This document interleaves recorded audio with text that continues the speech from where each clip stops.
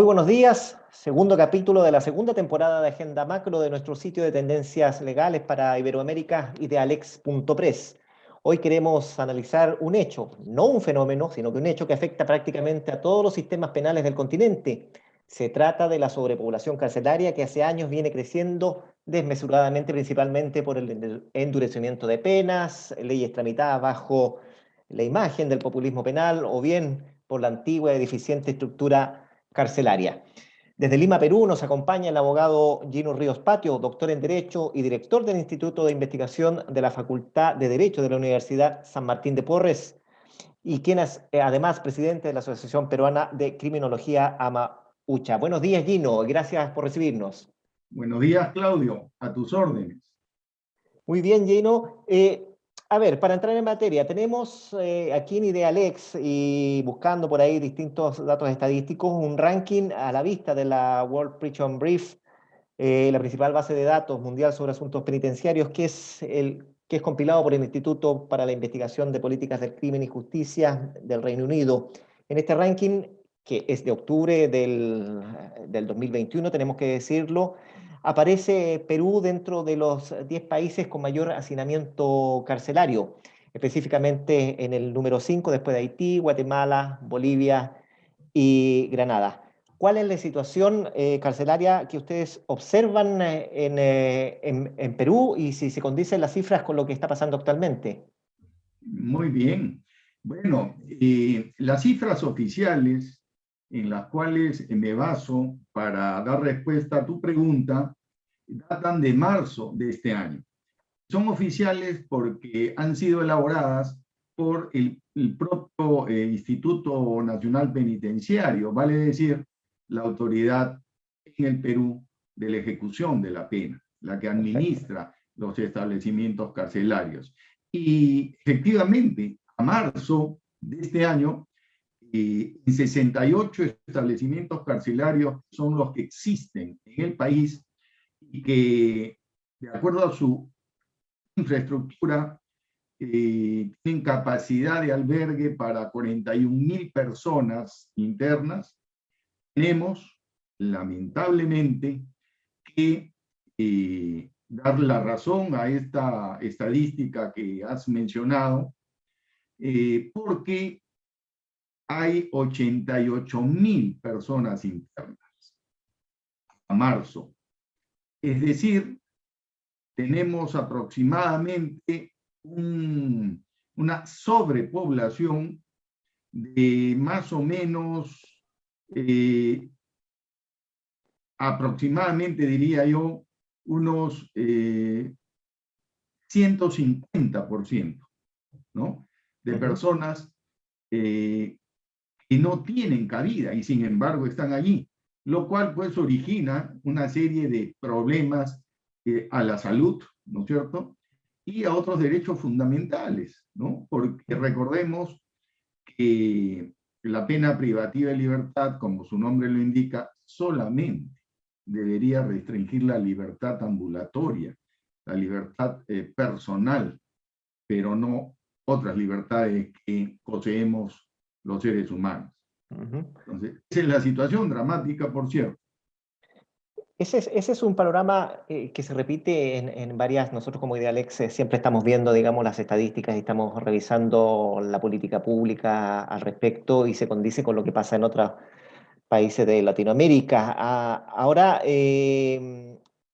como abogado y experto en una columna para nuestro medio justamente, usted señaló que existía una crisis estructural del sistema penal, del sistema carcelario. ¿A qué se debe? ¿Cuáles son los factores que llevan específicamente a Perú a estar en estas condiciones? Sí, la crisis, como bien lo has mencionado, tiene raigambre estructural, no es coyuntural. No solamente porque es histórica y con tendencia creciente. Figúrate que la tasa anual de crecimiento de la población penitenciaria es de 14%, vale decir 18.000 personas por año, lo que es más que bastante. Entonces, esto si hacemos cálculos aritméticos, nos da más o menos 4 personas por día que ingresan al penal o a los penales. Y tú me preguntabas por qué es estructural. Para comenzar, te diré de que es una situación que es idéntica en los países de la región indoamericana.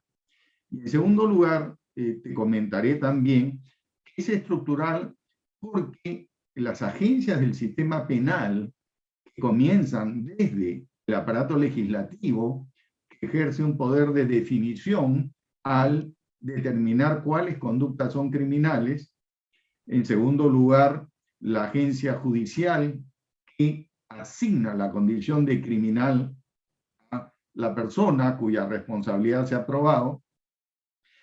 Y la agencia ejecutiva, que es el Instituto Nacional Penitenciario, están inmersos estas 3 agencias en un sistema penal que, como ya lo hemos podido apreciar desde el año 90, es un sistema de expansionismo penal. ¿Qué quiere decir el expansionismo penal? Quiere decir que cada vez se crean más tipos penales. ¿Qué más quiere decir? Quiere decir que cada vez se agravan, endurecen las penas. Y también quiere decir que cada vez más se reducen, suprimen o eliminan beneficios procesales y penitenciarios. Con lo cual, este sistema configura lo que se conoce como una gobernanza a través del delito. Es decir, se pone en un primer plano el problema penal y se deja atrás todos los demás problemas de la sociedad. Esto obedece a una lógica de dominación, naturalmente. Y claro, con el apoyo de la criminología mediática, vale decir, del rol que cumplen los medios de comunicación social masivos, de consumo masivo, con relación a los delitos, entonces se logra distraer y obnubilar la comprensión de la opinión pública, de la sociedad, frente a un problema que es de todos. ¿Eh? No es un problema del infractor y de la víctima solamente, ¿no? Es un problema de toda la comunidad, de toda la sociedad, que nos interesa resolver, pero que lamentablemente por estas estructuras que favorecen, digamos, como una caja de resonancia, la condición de procesados y de condenados, que tenemos esta situación, ¿no? Así es. Gino, entendemos que hace pocas semanas el gobierno de su país solicitó a distintas universidades, entre ellas la que usted representa, ¿no es cierto?, la Facultad de Derecho de la Universidad de San Martín de Porres, trabajar en un análisis, en una propuesta para justamente atacar este hacinamiento carcelario. ¿Qué podemos adelantar de ello? ¿Qué se visualiza al respecto? Sí, efectivamente, es una práctica común que las autoridades ejecutivas de un país soliciten la cooperación cognitiva, intelectual de la academia para resolver problemas acuciantes de orden social. Y en efecto, como tú bien dices, hemos convocado 15 universidades aproximadamente, de las cuales asistimos 8, a el Ministerio de Justicia y Derechos Humanos, específicamente a la Dirección General de Política Criminal, para encargarnos de resolver este problema del hacinamiento carcelario, ¿no?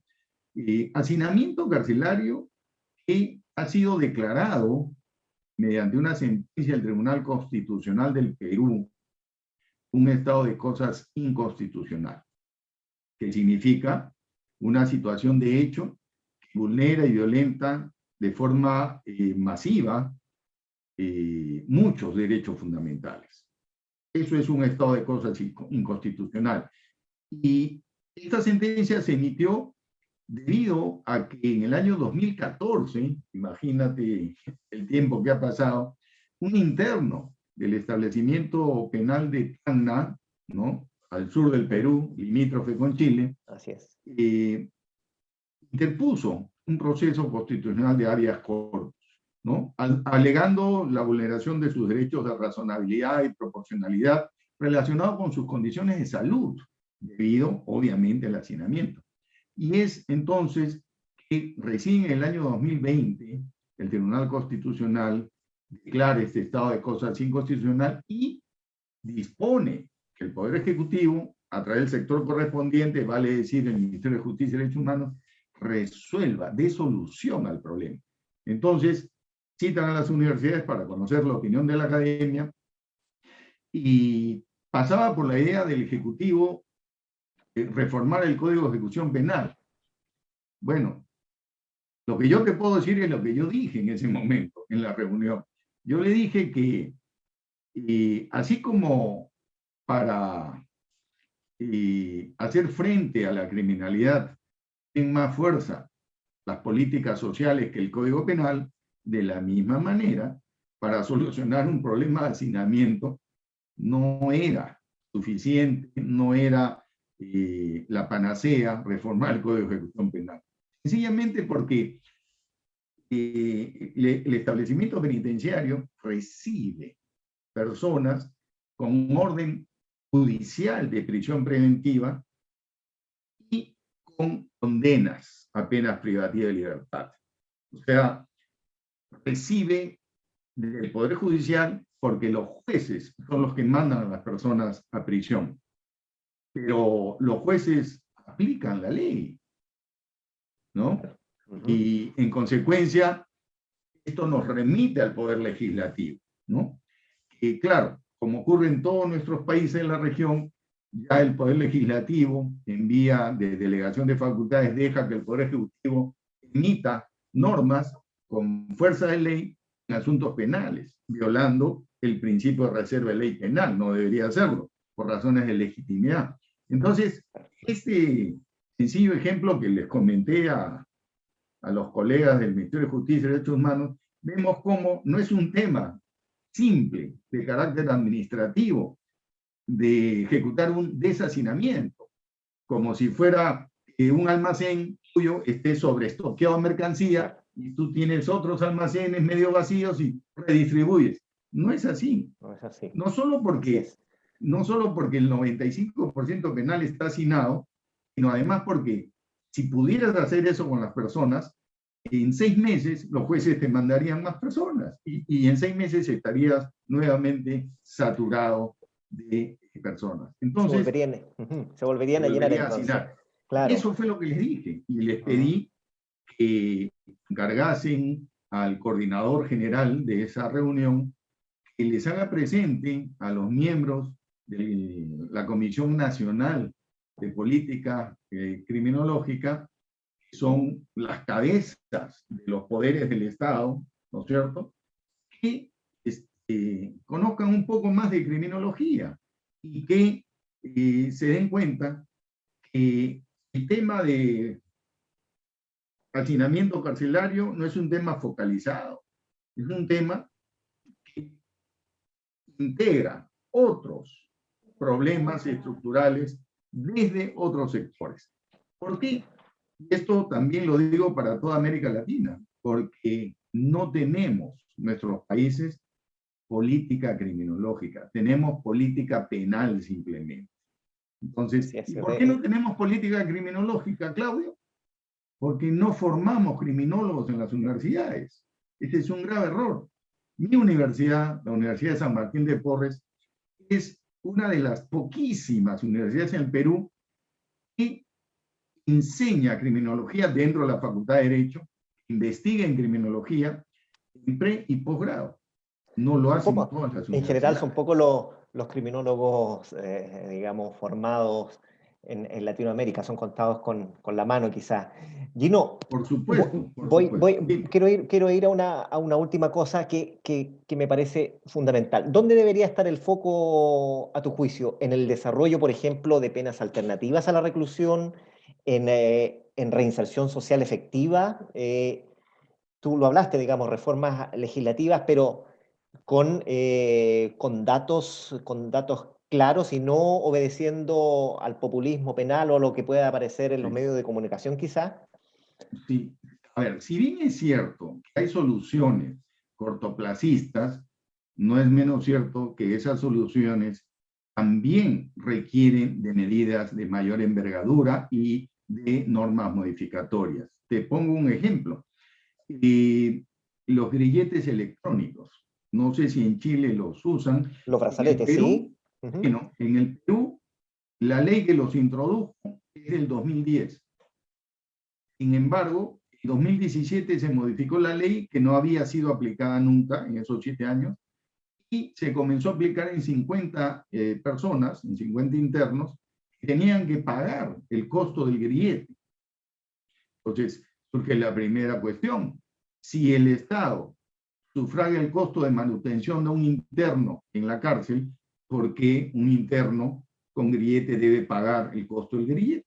Porque a igual razón, igual derecho. Pero no solo eso, sino que se encontraron más de una persona con grillete reincidiendo en el delito. Quiere decir que es un artefacto tecnológico vulnerable, ¿no? Como toda obra humana que es perfectible, ¿no? Pero bueno, hay una solución en esa vía, hay que seguir explorándola porque razones de costo, de vulnerabilidad tecnológica, de cantidad de grilletes a disposición, etc. Después hay otras medidas como por ejemplo la conversión de las penas, ¿no es cierto? Pero necesita reformas legales. Hay otras medidas que es la reducción de las penas, días de trabajo de educación, que está legislado, pero sabemos que muchas veces no obedece a la realidad. Pero se podría agregar una tercera vía para reducir días de cárcel por días de lectura de libros.